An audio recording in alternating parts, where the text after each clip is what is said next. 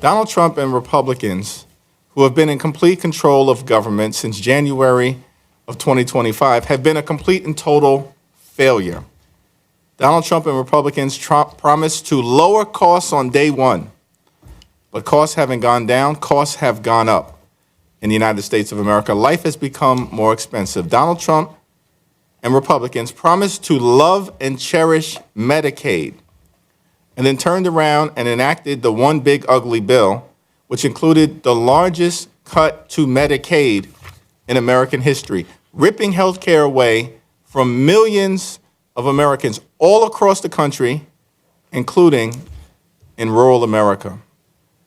Donald Trump and Republicans promised not to start wars in the Middle East, but to stop them, and then turned around and launched a reckless and costly war of choice, Operation Epic Failure, that has left the American people less secure, left Iran stronger than they were before the war, and has dramatically increased gas prices and food prices, who are already suffocating in the Trump Republican economy.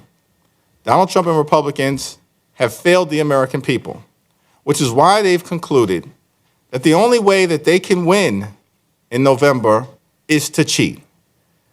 And that's so inconsistent with who we are as Americans.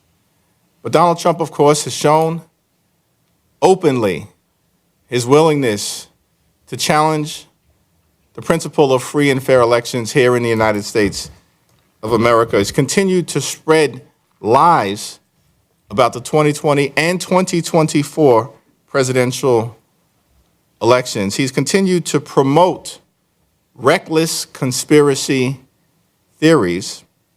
And he, of course, has continued to hire in high levels of governmental office election deniers and January 6th violent insurrectionists.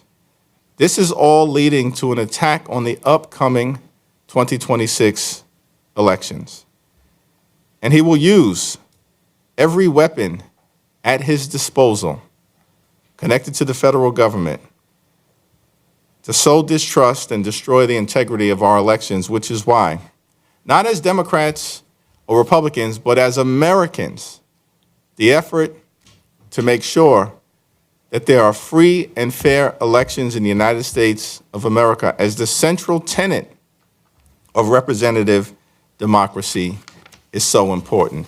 That's why this hearing is so important. That's why this effort is so important, particularly in the face of the Supreme Court recklessly gutting the Voting Rights Act.